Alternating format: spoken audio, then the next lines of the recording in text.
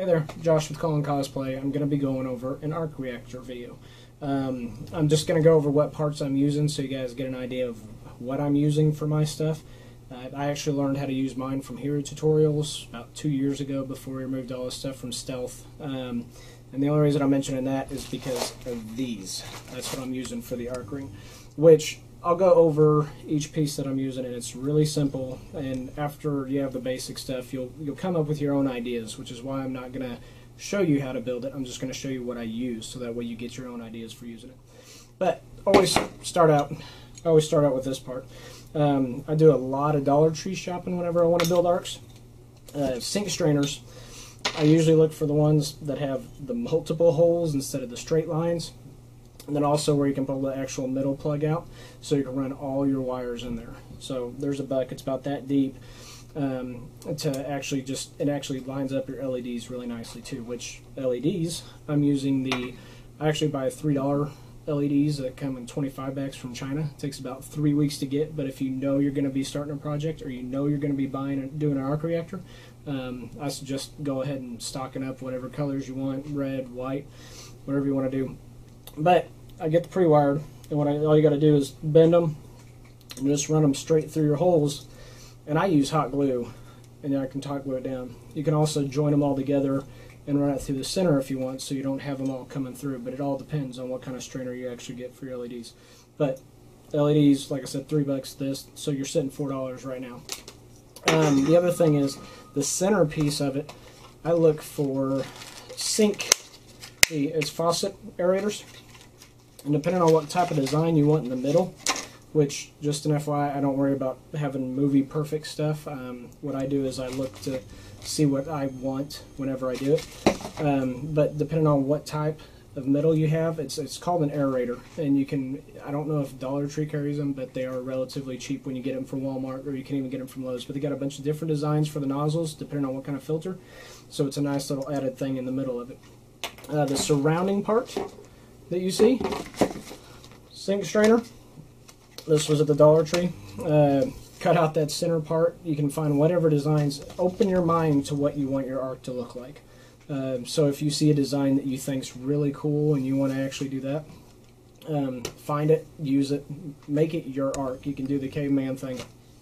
You can do the new one, do yours. The other parts, the rings, I've seen people take the coils and wrap it around it. I use staples, just regular old staples. Paint them bronze, paint them black, paint them whatever color you want, and they look uniform, they look square, really easy to work with, and actually make it look very professional when it's actually finished.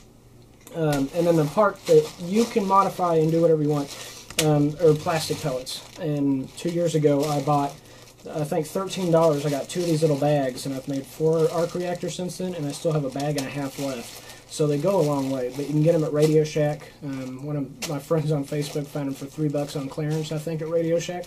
So you can actually get them at Radio Shack, get them on eBay, get them on Amazon, wherever you can find them. But all you do is you heat them up, and you can make it into a piece of plastic.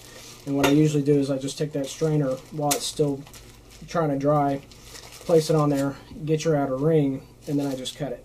And then what I'll do is I'll take the staples, make a mark, know my width, and then I'll cut it again around the middle. And then you have your centerpiece for your actual arc that's going to fit for staples. And all this is hot glue. I'm not using anything special.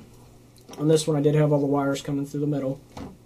And that's all I did was I bent the tip, glued them down, lined them up, using a 9-volt connector. And of course you can get 5 of these probably for 99 cents from China too if you wait. But that's everything that I use to make this. And of course the light's off because it's broke, but you get the idea. So if you want the legit stuff, one thing you can also do is use the plastic pellets, or you can just do you can actually take a piece of plastic and just diffuse it, and which diffuse means sand, by the way. So just take a regular piece of Tupperware totes. You can actually cut out your size and your arc like that if you want to, but since I already have the plastic pellets, I think they're easier to work with, easier to actually make a straight circle. This is all what I think, so whatever you want to do, go for it. And of course the other cheating way is ThinkGeek actually has the coasters on there.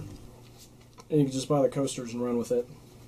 But if you get your base, you can always print out the design and actually lay it on top of that plastic. If you get on my Facebook, I have an Iron Bat costume that I got rid of. But the chest piece, that's all it was the plastic pellets, LEDs underneath, and I just cut out the design, laid it on top, and it looks wonderful. It looks, you know, like a real arc reactor.